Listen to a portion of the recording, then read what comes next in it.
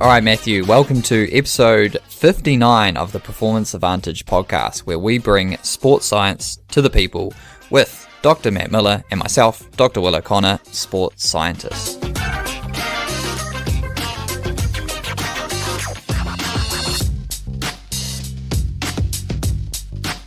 This week on the show, Matt and I are recapping our races from the weekend, especially after talking to Jay in last episode in mental skills. And I am entering a 24-hour running event around an athletics track. So we're going to talk through my build-up for the next 20 weeks. Matt's done a few 24-hour races, so we're going to delve into the science of 24-hour racing.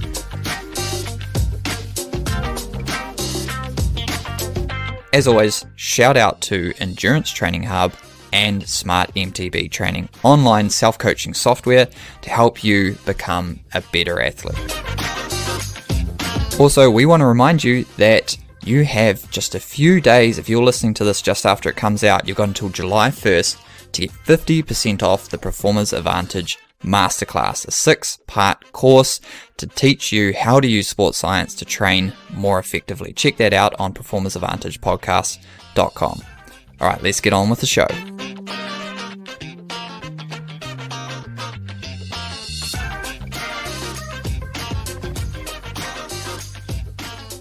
All right, Matt, so Jay told you how to realign, reset your brain, because you weren't even going to race in the weekend, but you did the mountain bike race. How did it go? Yeah, I was definitely not going to go. And yeah, I'm glad I went, actually. I'm glad we got Jay on the podcast. It was really good timing, because I do I love going to events. Obviously, we want them to always go really well, and they don't always go really well, especially if we've been too busy sitting at our computers for the last couple months. But yeah, it went really well, all things considered. So when we talked to Jay last week on the podcast, he said, what are some things that you can do that you can control? I guess this is what I remember of it. And well, first off, you were worried that your power numbers were down, your outputs were down, and you thought, look, I'm nowhere near where I want to be. I'm just not going to race. Yep. 100%. That's exactly what I was thinking. And, I guess that's what a race is for, right? You want to be able to do well. Otherwise, you can just go ride by yourself, right? So you want to be able to push it, and you want to be able to perform. But I'm looking at my power from my power test. I'm like, yeah, this is definitely down from where I was last year.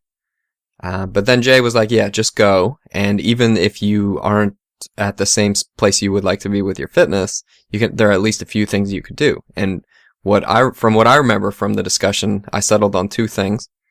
And that was focus on drinking and focus on cornering. I guess there's three things, because the third thing is focus on pacing properly, which is obviously I was going to do that anyway. But I focused on those three things, and it just ended up going pretty good. I guess I was 5th overall or something. And my last lap was my fastest lap, which was pretty cool. Well, that's kind of one of the goals of pacing, right? Yeah, exactly. Most people are the other way, and I've been the other way a lot of times, where I just get slower and slower and slower and slower. But we talked about this in the pacing podcast episode, where I finally felt like I was starting to, make it, air quotes, when I was getting faster every lap. And the only thing you have to do to get faster every lap is start a little bit slower, and that's about it. And then keep drinking. So I focused on drinking. I drank a whole bottle by the time we got to the 5th lap. And, it went all right. Because what was it, cross-country mountain bike, about an hour and a half? Yeah, so I think my time ended up being an hour 20. And, the track was super flat in the sand. And we raced there in the winter because you can ride on wet sand, pretty good. And it's really, really twisty. Pretty rooty trails. just a few little punchy climbs. So it actually really suits me. And if there's one thing I'm good at, that's hitting flat turns. So I just focused on that, not breaking, almost hitting trees pretty much, on the inside lines. And it was really fun to be able to because when you're riding a flat, not super fast, sandy kind of trail, if you mess up a turn, you're not really going to get hurt. You're just going to twist your bars and fall over into the sand, like pine needle-y sand kind of thing. So you can really take some chances and corner really hard. I scared myself a couple times. It just ended up going pretty nice. My power was down. My power is definitely down compared to the same race last year, by a considerable amount. But, I just had fun with it. And it's motivating then for the next step. How'd the overall, kind of lap times? Is it the same course? Actually, I didn't look at the lap times from last year. But yeah, it would have been the same course, so I can check that out. Yeah. Yeah. Oh, that's cool. Well, congrats. Yeah. So now we'll stick with it. Gym this morning and riding this afternoon. So yeah, we're on a roll now. We'll keep the momentum going. Oh, geez, we're back. Yeah, we're boys back. are on. So, did you race this weekend? Well, I organised a race. Okay. We're still, I think, this weekend we have the club cross-country run. But we're still probably a month away from, full-on organised event, multi-regional kind of event, as opposed to just something in your town. Anyway, to get everyone sort of prepped up, I organised a 10-kilometre run time trial for a bunch of people to show up around this loop locally, and the same one I used last time. So yeah, went and did that, and it was because I got burnt out. I overtrained myself, recovered, came back with a reduced training load, and so I was really I wasn't so much anxious. I didn't have that performance anxiety kind of like you had, because I was I'm interested to see if this reduced training has where I sit now, because I missed one session in 4 weeks. So it was definitely an achievable training load. I was feeling good. I was feeling stronger. And so, yeah, we're just really interested, and my goals were in an event like that. So, I did 33 minutes, 26 seconds for 10Ks. And that's, interesting, Matt. So we all just, as it wasn't measured, it was just this is the loop. 10K is a 1.8-ish K loop. Everyone just do it. Stop your watch at 10 kilometers. And I finished 200 meters before everyone else. Oh no. So I had some good GPS on the day, I guess. But and that just shows, what the variance in GPS. But yeah, I was stoked because I got a new PB. Oh, sweet. And then, did I get a new PB? Because I have a 32:40 something on my watch PB, but it was in a 10-kilometer race, an Athletics New Zealand, measured certified course. So obviously that's 10K. But my watch, I got 10.2 or something like that. So who knows if it's actually a PB? Depends which one I want to take. But in terms, I ran fast, so I'm happy with that. Yeah, and just had those goals of pacing as well. It's so easy to go out too hard, and I brought up my splits, Matt, just because I thought you'd be pretty stoked. Tell me. This is per kilometer. Okay. So we had a 3:16, 3:19, 3:19, 3:25, Yikes. 3:17, 3:22, 3:19, 3:22, 3:18, 3:19. Nice. So, and the 3:25 was just because of the nature of the course, and because it wasn't an exact distance.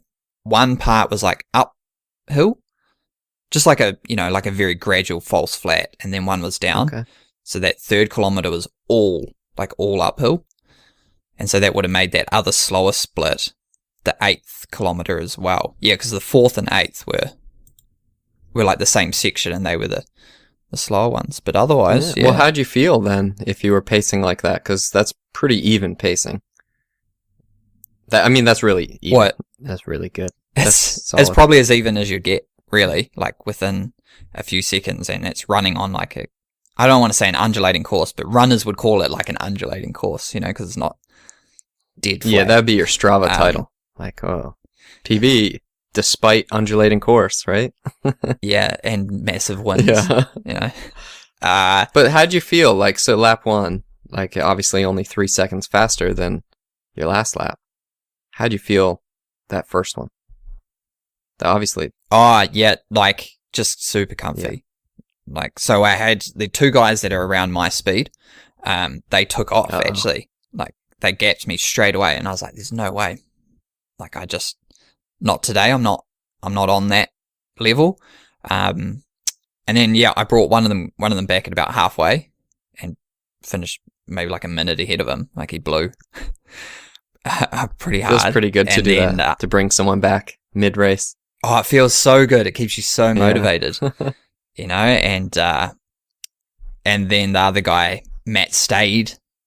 He kind of got this big gap at the start, and then it extended a little bit, maybe through the center, and then I just started reeling back and back and back and back. He still finished ahead of me, but yeah, like it was like such a good feeling when you just try harder and harder and harder, but there's no, like, you're not slowing down, and you think you're probably speeding up, but you're not. Yeah. But it's good to see, like, your times, you have your goal kind of time, and after the first few laps, you're like, cool, I'm on, or I'm off, or I'm like slightly off, or hopefully I can speed up, and then to not see that like disappear, because when you blow up, it's the same as feeling as when you're hitting your fast, that lap time is faster, you're more motivated, you can push harder, you can concentrate more on what you're doing, and so it was like, kind of also a bit bittersweet, and like, man, so now what do I do? Do I continue doing less training, or do I push it more? And less training, like, is a real relative term, right? Because it's still probably a lot of training.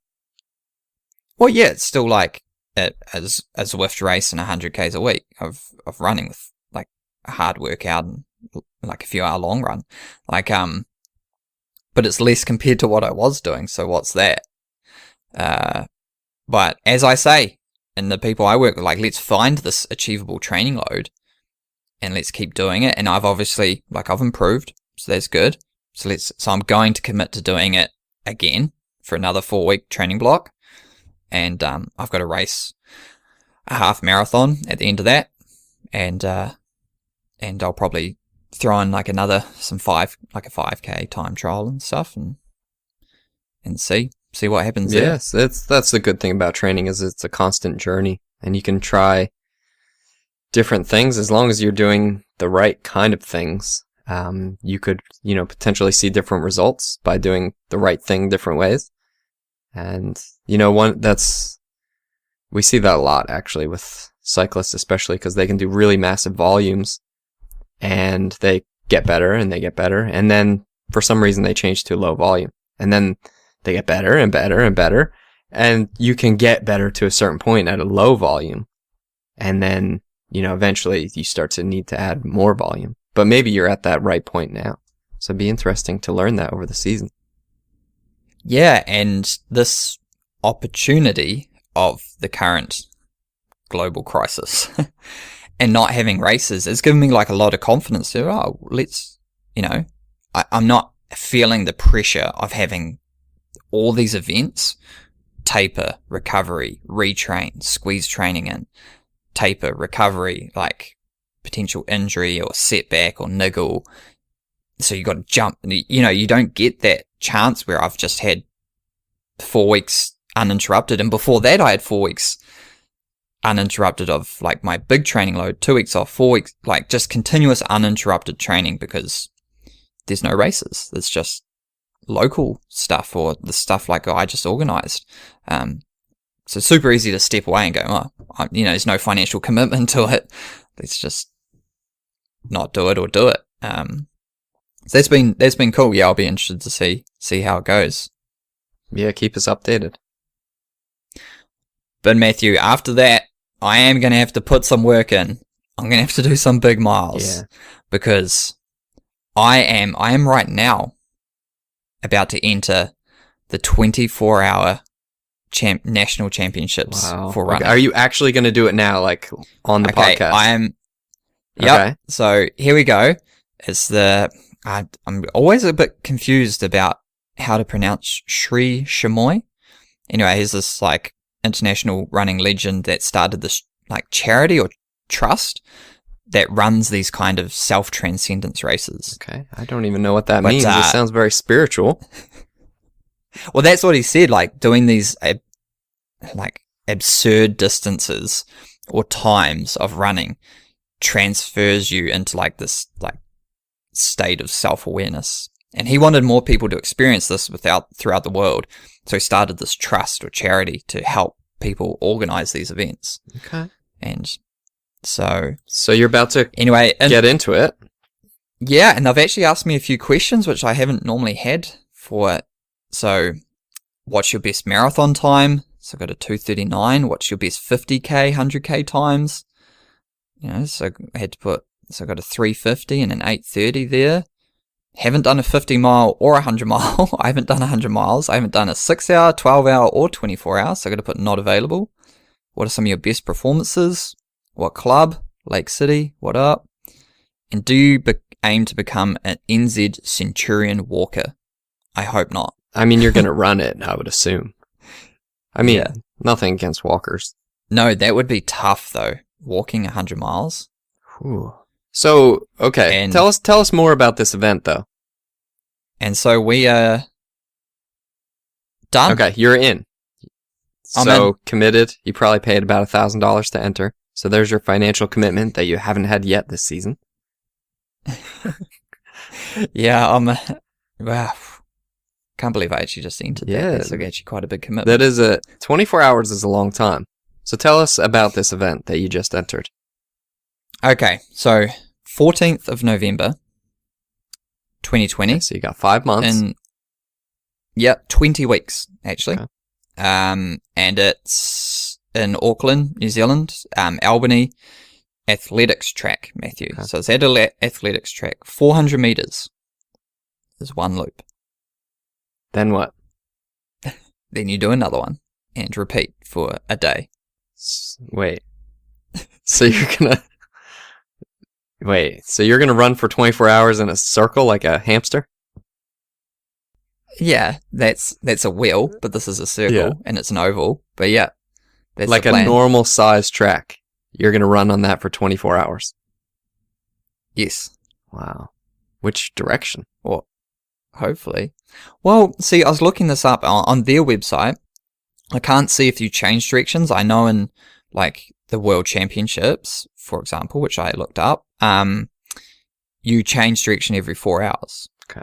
So I'm not sure if that happens at this one, but I mean, how long does it take to go around one time? Well, like how long's a piece of string? But this is what we need to get into. Like how I'm interested to pick your brains. You've done 24-hour racing on mountain bike.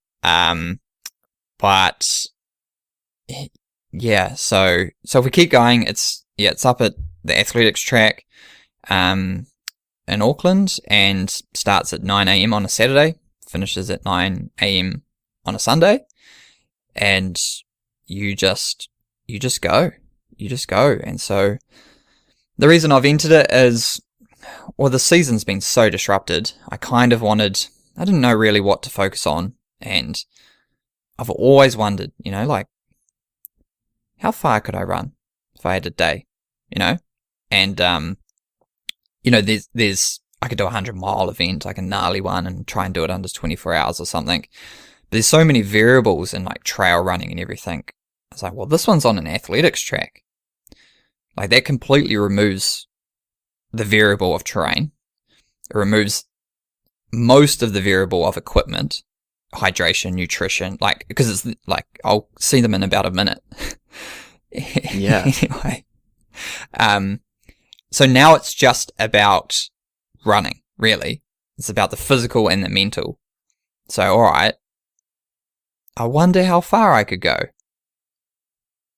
Well, I might as well enter and find out. And if I do well, it could be my only opportunity to win a national championship. That would be quite cool. You know, Kate, to win a 24-hour event, you need to be pretty cagey. You know, like you need to be a wise old owl. That's who wins 24-hour events. And it's not about speed, it's about not quitting and not stopping. That's it. Yeah. That's it. So if you're going to be potentially up against people who are quite experienced in not quitting and not stopping, and they know what it feels like to have done one of these events and stopped for a nap and then regretted it for the rest of their lives. So that's who you're going to be up against, and I must say that that's a force to be reckoned with. Yeah. Especially if you don't know what it feels like to, you know, you know what it feels like to be running at 3 a.m. So I think, you know, you've done a bit of your homework, but by the time you get to 3 a.m., that's when most people are quitting. So when does it start? Normally in all the events that I've done, you start at noon, and then you race until noon the next day. Is this going to be similar? No, 9 in the morning. Oh. Wow. I'm not sure if that makes it easier or harder. No idea. I can't believe I actually can't believe I've just entered that, but we're committed. Like I've been talking about it, you know, and now I'm quite excited and scared. But so what do I need to? One of my goals really has to be, doesn't have to be, but it has to be 200 Ks. Okay, because that's kind of like, if I can do 100 kilometers on the trail in 10 hours and on a flat trail 8.5 hours, then surely I can do another 100 Ks on a like athletics track, like super flat, without having to carry any equipment in 24 hours, I'd like to think. And then if I want to win, it looks like I need to do maybe around 220, 230. Okay, that's a big difference. That's a lot more. How fast do you have to run then? Well, it's around, I think on average about 7 minutes per kilometer. So what I am unsure about is the pacing, right? Like that's what it's going to come. So if we just look at physical, let's kind of ignore kind of mental for a second. Why don't we? This is why I wanted to like kind of spring it on you and myself, and so just really go through the process of like, let's try and break this thing down. I've got 20 weeks. Like let's have a look at the event. All right. So how am I going to pace it? Because I have a speed at which I can run comfortably. Like the slowest speed I can run comfortably is going to be on a flat track like that, like maybe 5:30s, 5-minute 30 per kilometer. I really couldn't run economically slower than that, and that would equate to like 300 Ks. I'd fall apart. I'm not capable of doing that.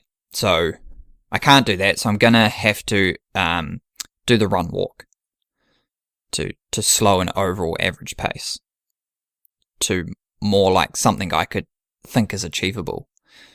So then, Matt, from like your experience, because you're going to slow down for sure,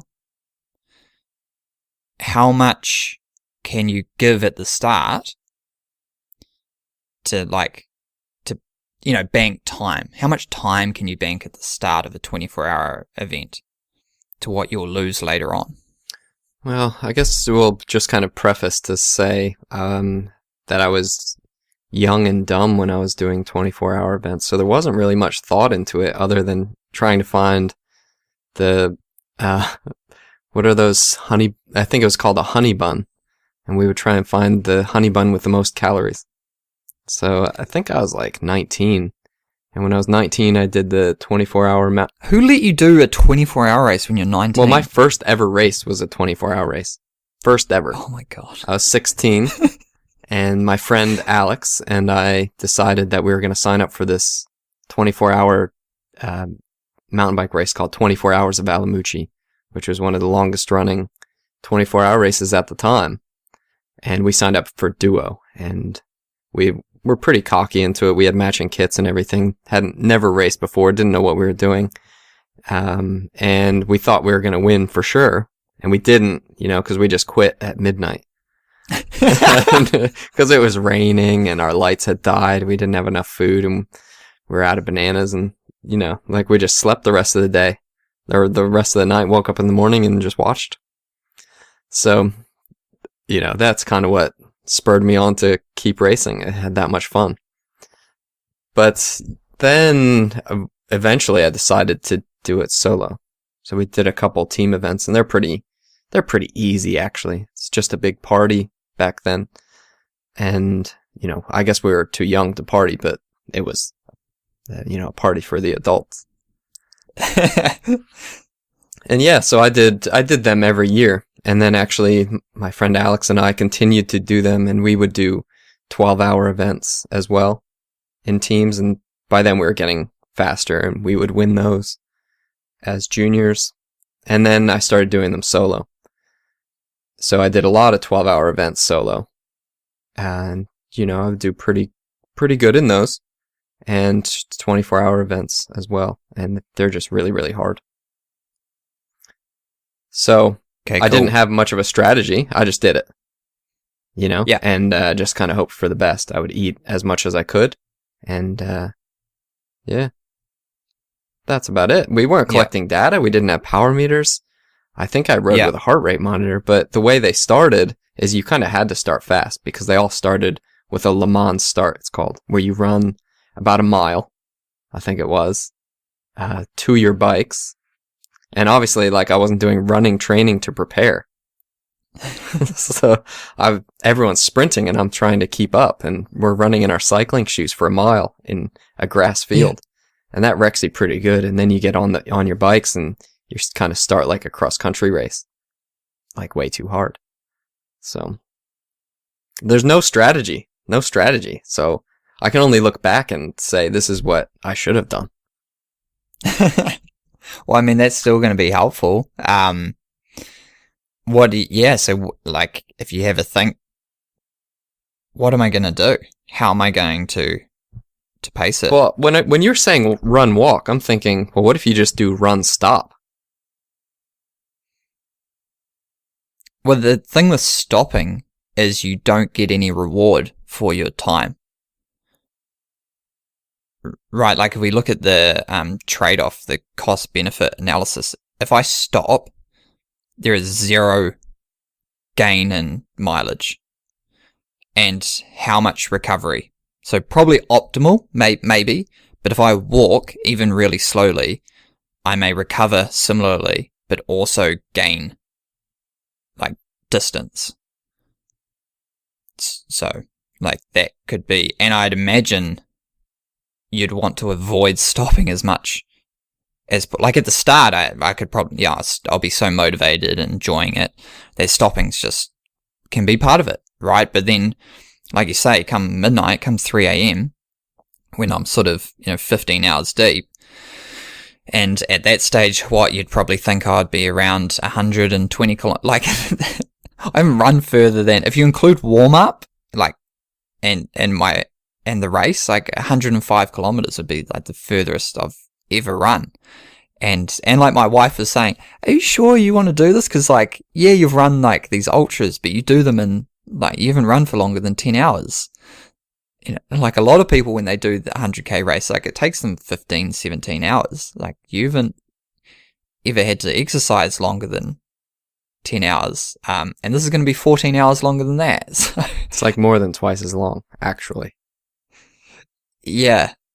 Yeah, and I've been pretty wrecked after 10. So, I mean, you can do it. There's no question that you can do it. But, you're going to have to stop eventually. well, you say I can do it, but my concern is that I start to fall apart and there's no finish line. Right, yeah. If I'm doing a whatever distance race from point to point or a loop, you go, oh, well, if I just keep moving, I'll get to the finish line.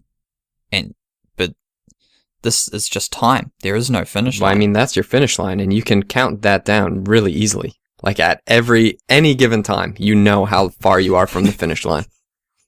And you just need to keep moving. Yeah. But you can't. Well, I guess you can't keep moving the whole time. The hardest part is stopping is gonna be something that you're gonna want to do. And you're gonna need to do. But the hard thing is gonna be getting your butt up and moving again when it's cold and everything's damp and you're chafed in places you didn't know you could chafe. And it's going to be brutal. It's going to be brutal. But you just have to keep moving. And there are lots of people that can do it. And usually the people that win usually aren't the fittest athletes. They're just the ones that don't stop. I've beaten plenty of people that were faster than me just by not stopping. Yeah. Yeah, totally. And by stopping, I mean quitting, right? So, stopping to eat and make sure that you keep up with your nutrition is super important. Change your clothes, change your socks, change your shoes, get something warm on, all that stuff. You have to do it. But if you quit, then it's over. So you just can't quit. Yeah. And that's it. Yeah. That sounds easy. But you also, I'm not going in there just to cruise around. I want to, if I'm going to get 200 Ks, or I'm going to go, want to push beyond that. Let's call 200 as the benchmark. Let's aim. So you're going to aim for that. You want to go there to get what, 5th place, or do you want to go there to win? No. Well, I want to win. So you need to get 220 Ks. Yeah, but we should probably figure it's very ambitious to try and think that I'm gonna be able to win a 24-hour event when I've never run for longer than 10 hours. So what would we need to do 220 Ks? Hey guys, I just want to take a quick pause to tell you about our new 6-part e-learning course that Dr. Matt and I have put together to help you guys better utilize sports science to train more effectively. You can check it out at performanceadvantagepodcast.com. The link will be in the show notes. And if you pre-register before the release date, you will get 50% off. That's a saving of $150. And it will only cost you $149 for a 6-part course that has videos, it has audio, it has downloadable resources, and a quiz after each 6-part section. We're going through things like understanding aerobic development, analyzing your training and training peaks, periodization, polarization, everything you need to know to be a more effective athlete. If you're an athlete, if you're a coach, if you're a student, this is a resource you're really going to want to have. Lifetime access, all in, whenever you want, in your own time. Check it out, performanceadvantagepodcast.com. All right, back to the show. Okay, Matt, so I've just done the quick calculations. And 200 Ks in 24 hours is 7:12 minute per kilometer. And then 230 Ks is 6:15 minutes per kilometer, or a 10-minute mile. So I'm going to have to run somewhere between that. Between 6:15 and 7:15 per kilometer. Now, 6:15, that's fast. There's not a lot of mucking around in me being able to average just over 6 minutes per K.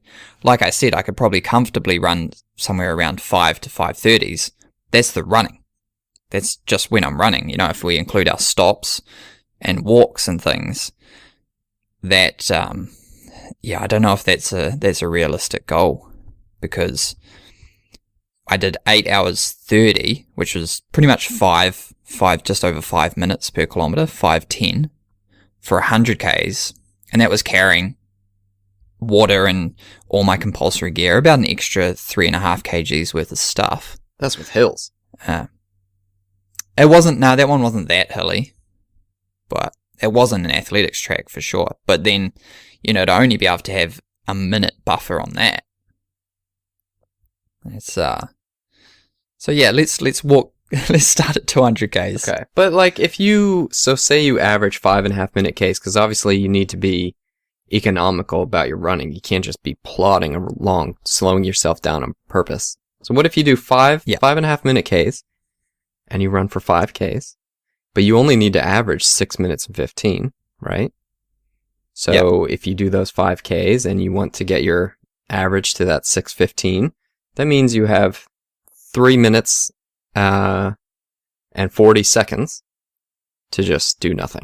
I mean, that's a long time to just sit around, right?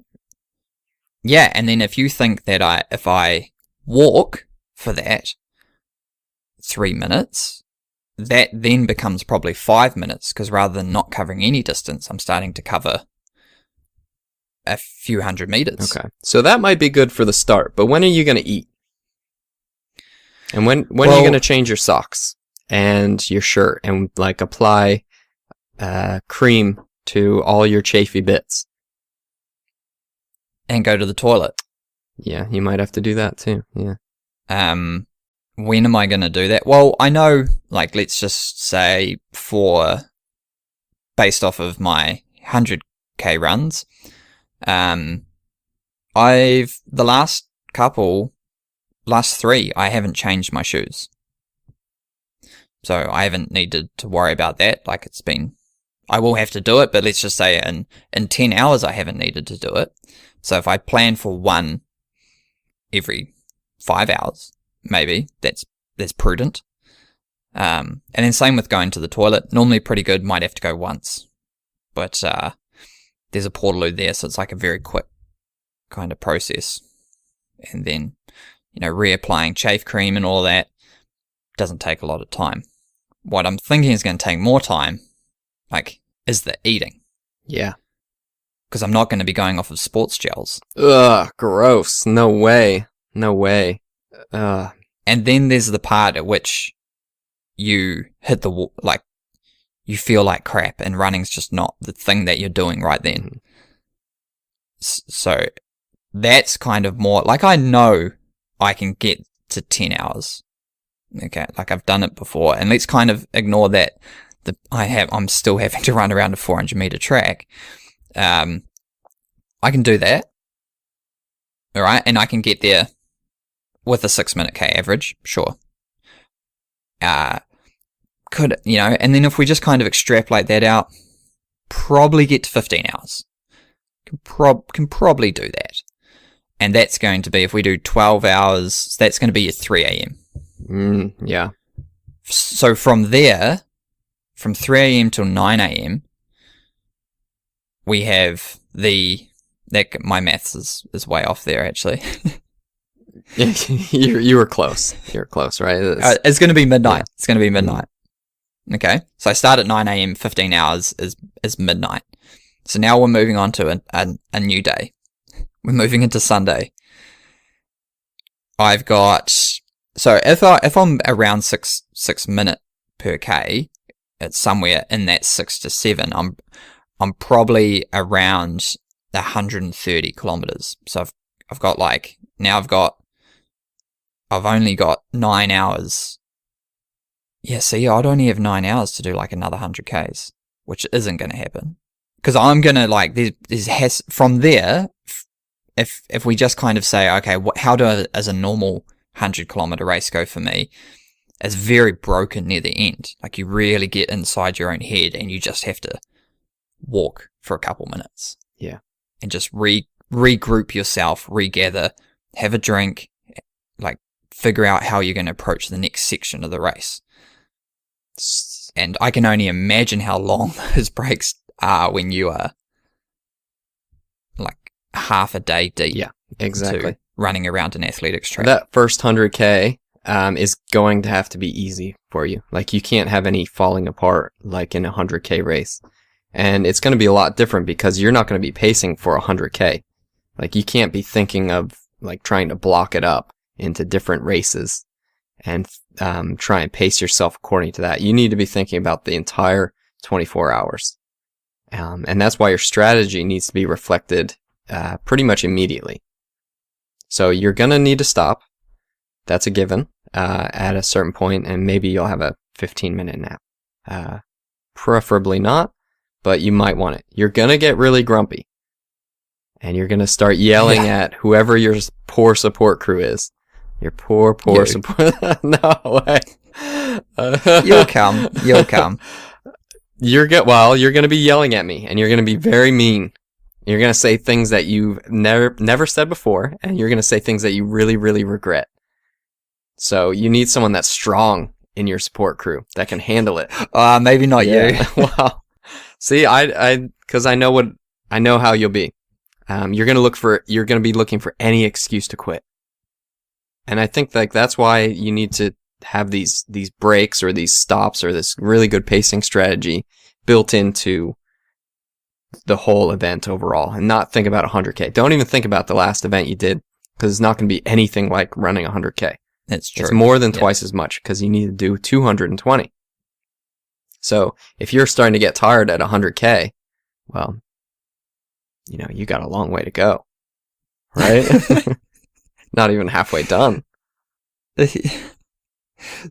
So, but how can we plan for that and incorporate it into the start of the event? And I say the start, let's say the first 6 hours, right? How can you ensure that what you're doing is not negatively impacting the last 6 hours, the last 2 hours?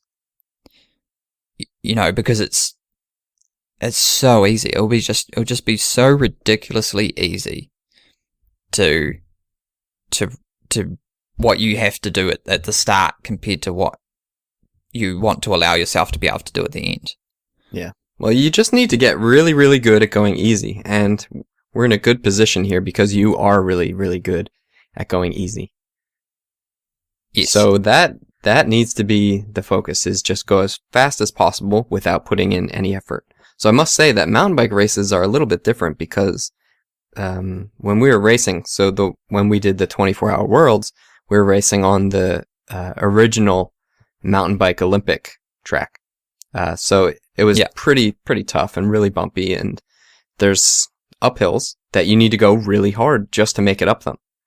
And the downhills are really abusive. Like, we were on 26-inch wheels with 2.0 tires, and it was really rough. So I guess what I'm trying to say is there was times where we had to go really, really hard. You're not going to have that, right? Well, see, just in the very basic thoughts I ran through in my head, do you want to engage a different muscle recruitment pattern? And would every hour or so, would I want to just go hundy for a lap? Just to like engage different muscles, range of motion, energy systems, mental capacity. Because that's not going to, just going, and I don't mean like all out, but try and do a fast lap. Yeah. Maybe that's appropriate. I also thought about walking backwards for a lap.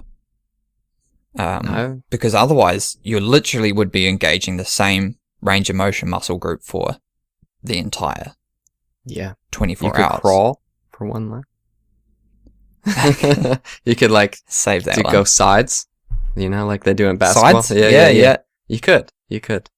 I don't think it would be a bad idea to go a little bit faster for a lap. Because the difference in your feeling from going kind of fast to going way too fast, the carry-on effects of that are very different. If you go into the red zone and continue pushing yourself, you might be smoked for a while. But actually, after a little bit, you feel pretty fine, right? You have a little bit of rest, you slow down, and then you can pick back up. We're made for endurance. The human body is made for endurance, especially endurance running. Yeah, and, you did that on the Olympic course which is generally, very undulating, quite bumpy, technical, man-made features, things like that, that would definitely require you to go into the red zone, into your anaerobic zone. And I'm thinking, well, we have this anaerobic work capacity, this ability to go above the, nebulous threshold. And if I never go above that, am I wasting that capacity?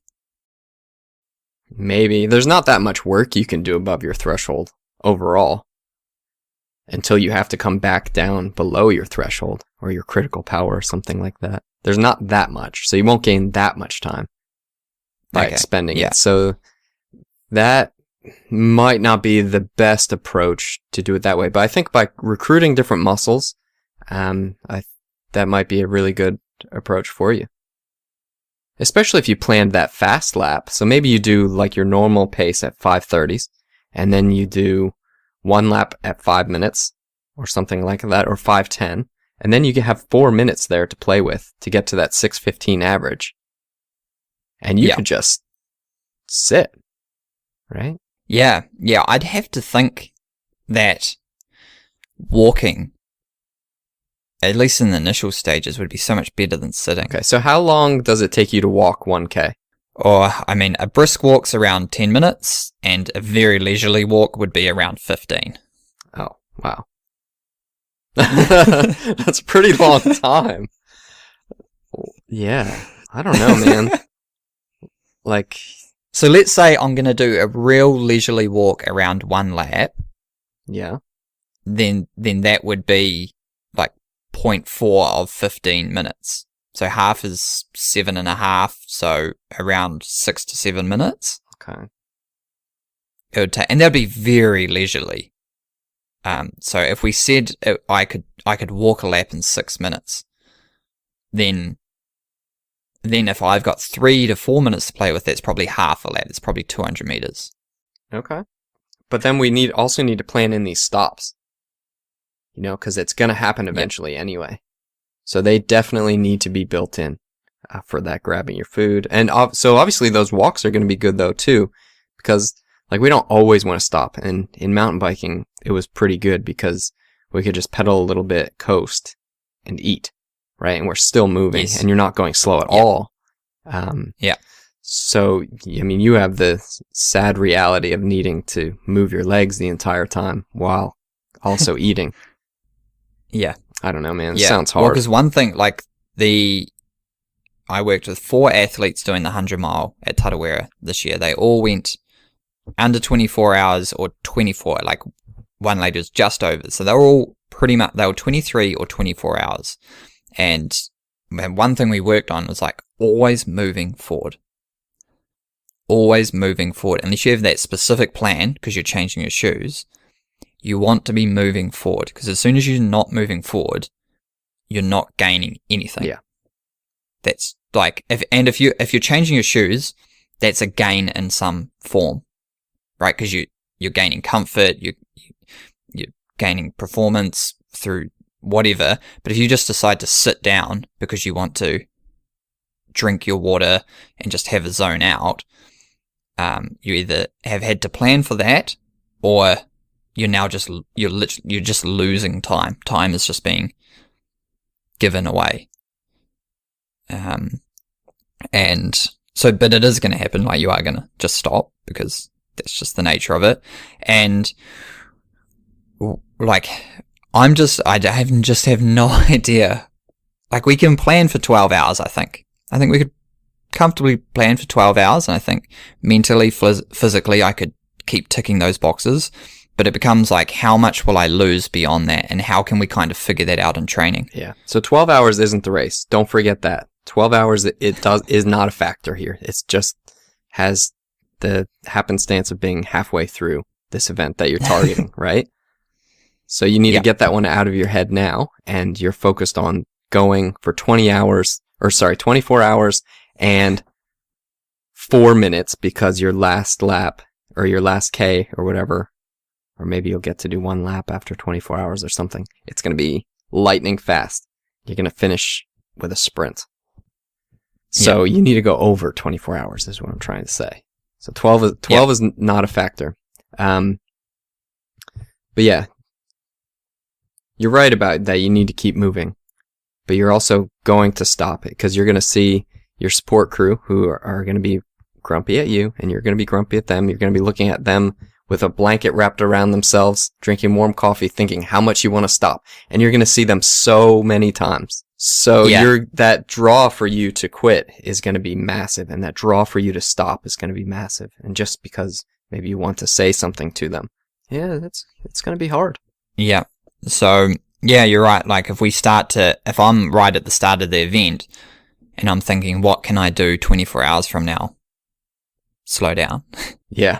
So, I think you're going to slow down anyway. You have to. I think it's an inevitable. Like, you're just going to you can't sustain the same muscle recruitment output, the same physiological output for 24 hours. Like, I don't, maybe if I just walked, I could maybe. It really depends on your fitness level and conditioning. So if we get through, like, what are we going to use? Heart rate's going to be so, like, what's the word I'm looking for? It's going to be so low, or it should at least be so low. It could have quite a large variation in it. Yeah, I'm going to have a coffee. I'm going to be excited. Maybe I have a caffeine gel or another coffee.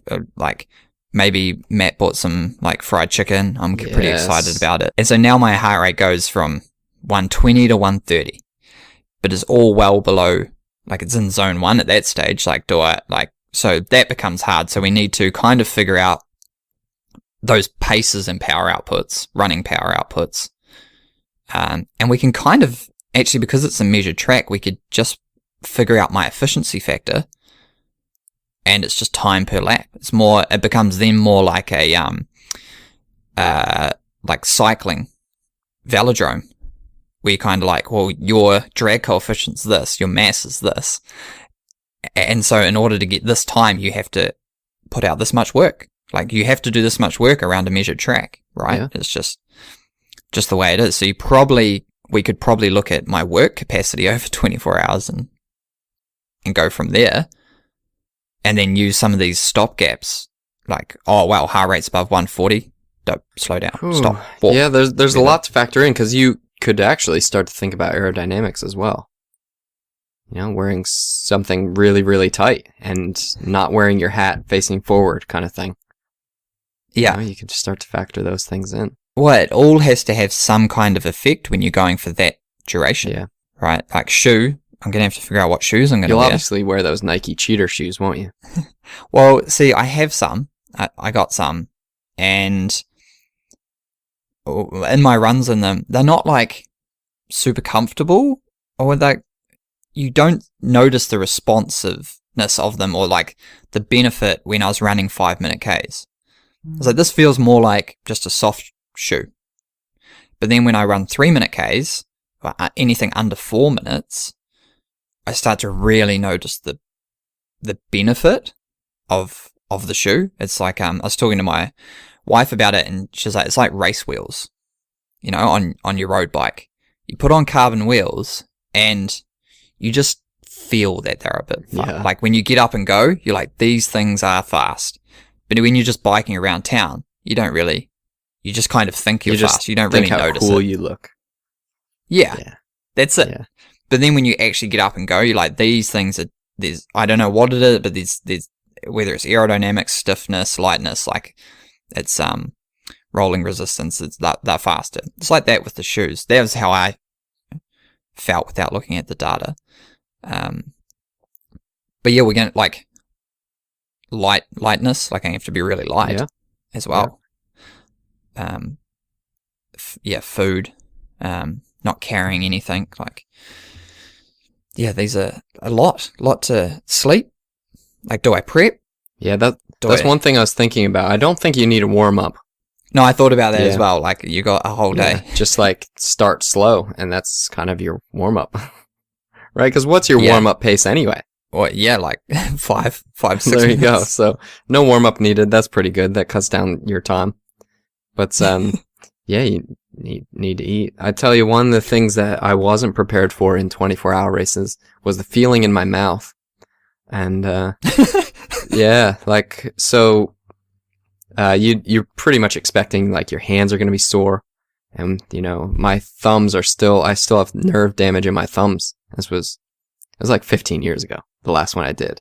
I still can't feel the tips of my thumb from holding onto the handlebars and taking those vibrations. And so I was like, I knew that stuff was going to happen. Your butt would be sore and everything would be chafing. But then from kind of just going for so long with your tongue bouncing on the roof of your mouth, No way. the roof of my mouth would start to kind of fall apart, if you eat too many Honey buns. yeah, too many of that. Or like if you eat too many salt and vinegar chips, that kind of feeling. Yeah. That's the kind of feeling I had after long into one of these events. So you don't want anything real acidic or anything like that. What about sleep? Well, so like, did you practice overnight exercise at all, or did you just go fresh no, well, and hope for the I best? used to do most of my training at night anyway. So I would train after work until 10 or 11 p.m. So I had a good handle on what to do, like at night or in the dark and things like that. So that wasn't really a factor for me. But the fastest guys weren't stopping for sleep. So my best ever 24-hour race, I got second, and I took a 15-minute nap just because I absolutely needed to, and I used that time to then have my only change of clothes. I put on like a long sleeve, and I kept that on until the end of the race. Wore a jacket for a little, but you kind of can't prepare for what you're going to want. So you have to have these limits on yourself, like, can't do that, can't do this. No way. If I do that, the event's over. Because if you stop and, you sleep for more than 10 minutes, it's over. Like it's actually over. Unless everyone does that. Yeah. So you can't even plan it in at all. Yeah. Yeah, right. That's like a no-go zone. Yeah. If you sleep for 15 minutes, you lose. Right? Because you could lose 3Ks. More than that. Right. Yeah, well, you got to think about slowing down to stop and then lying in the cot or whatever. Yeah. But at the same time, you're going to really, really, really, really want that. And you're going to need it. You're going to tell yourself you need it. You're going to convince yourself that you need it. Yeah. Yeah. So I definitely want to kind of practice some of that. Yeah. Yeah. Because I know when, the 100K, the fastest one of the 8.5 hours, that was started at 1 a.m. We actually did a podcast recapping it back last year. And so that started at 1 a.m.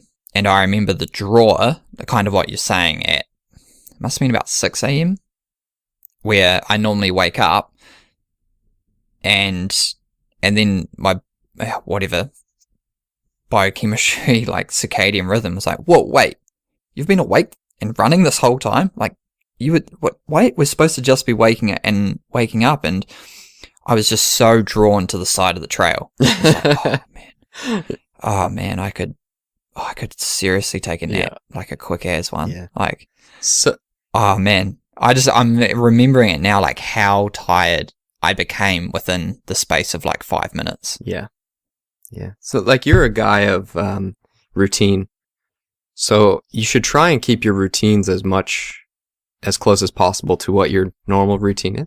So like 6 a.m., have your coffee, and then at 6:30 a.m., have your 5th coffee, like every other day, because that's what you're used to. So try and keep those as close as possible, because you're going to be missing one of the major components, which is sleep. But by the sounds of it, you didn't get much of that last night anyway. Yeah, I mean, like being a dad, like a 6-7 month year old, it's that was a late one. That was midnight and then up at 4 a.m. So I guess getting a bit of adaptation, but I was so tired. Well, no way I would have been running. You're not even going to have that 4-hour sleep. So, just the only thing you have to keep doing in this event is not stop. That's it. Yeah. So I guess the first point that I should really go out is go to the athletics track and run for, I don't know, 3 or 4 hours. See how bored you get and how dizzy you get. And, well, I did a 2-hour one. Yikes. In lockdown, I think, to, like, see what it would be like. And, I like, zoned out. Like, really zoned out. And then I came back in, and I was, like, real lost. I was, like, real disorientated, and I was, like, running off the track. Yeah. And I was like, man, that was honestly after like an hour and a half. So I can't even imagine what it's like after like 15 hours, like 10 times as long. Yeah, and I was like, okay, this is going to be just those lines, the orange track going round and round and round in the dark. But the other thing I did was like, I just ran, just kind of looked at my heart rate. It's like, oh, I don't want to go over 150. I'll just run. And I just got slower and slower and slower. And I was like, well, that's not happening. Yeah. You know, so that's just going to be the hardest part, is to go so slow. Yeah. And to be okay with getting lapped. So there's going to be guys and girls your speed that are going to not be pacing the way you're going to be pacing. And if they're going slightly faster than you, they could be 10, 20 laps ahead, right? Oh, totally. And that's not even that much if you're going to do 288 laps or whatever it is. Oh, man, I don't even know. It'll be like 1,000 laps. Like 10 laps is 4K. So 40K is 100 laps. Okay, so it's not 1,000, but... Yeah, wow. A lot. So, like, someone's going to lap you a lot of times, and you need to be okay with letting them lap you. And you'll be able to... You'll see them the whole race. Like... Like, oh, there they are over there. Oh, that's going to be so annoying. I would hate it. I remember because I got lapped a lot of times by the guy that ended up winning the world champs, Craig Gordon from Australia. And I ended up passing him back, actually, early in the morning because he was pulled over on the side of the trail with his, so much protein floating around in his blood that he had to be taken to the hospital. He had to be carried off course, actually. He developed rhabdomyolysis, where there's so much protein breakdown and the protein's floating around your blood and it's toxic, and he couldn't move anymore. Yeah, well, you can't. Your kidneys can't process it. Yeah.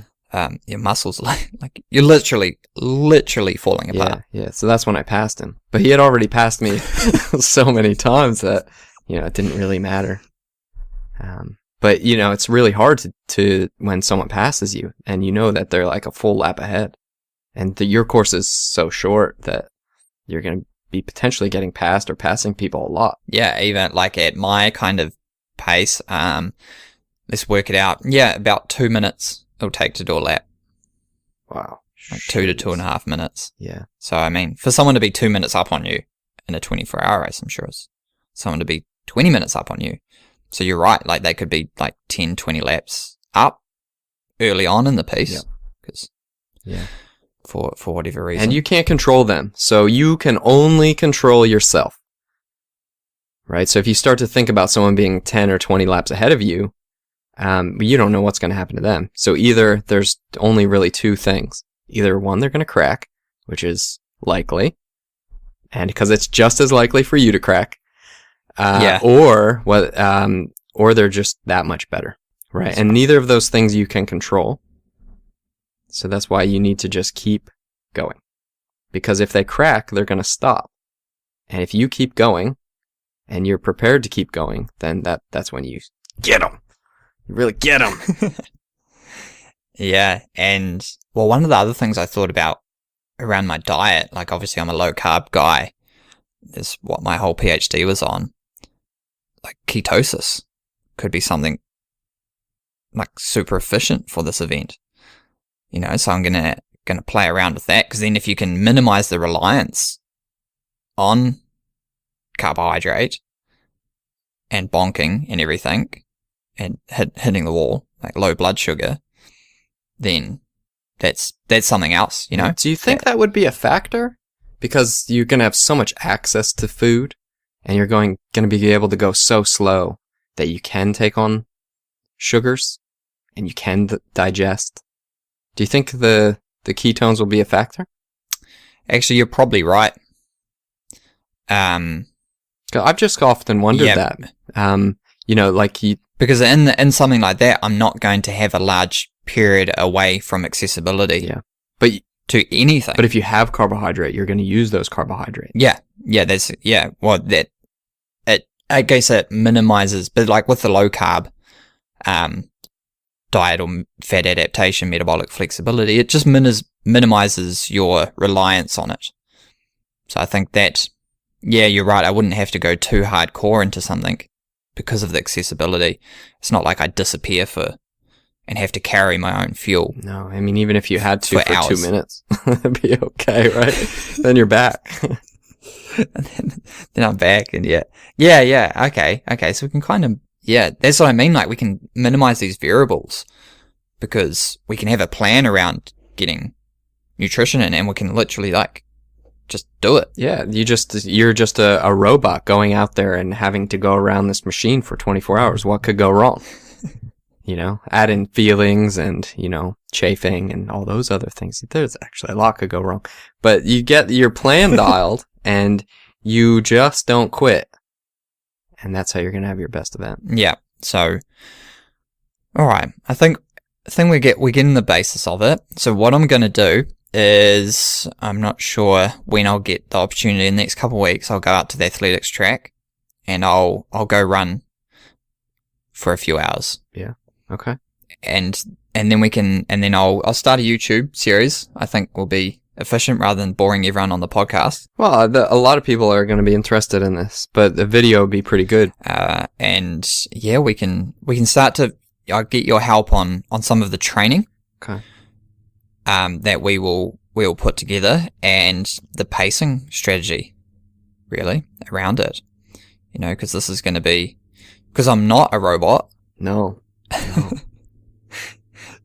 So we can't just wind me up and push go for 24 hours.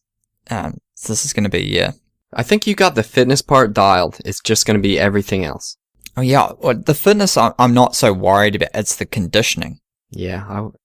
You're going to hurt no matter what though. I think it's just the mental preparedness of being able to cope with the things that you're not going to plan for. So like all the planning in the world, we'll miss it. We'll miss some of the things that are going to be affecting you at that time. Yeah. So man, I hope it doesn't rain. Oh, well, it might. Yeah.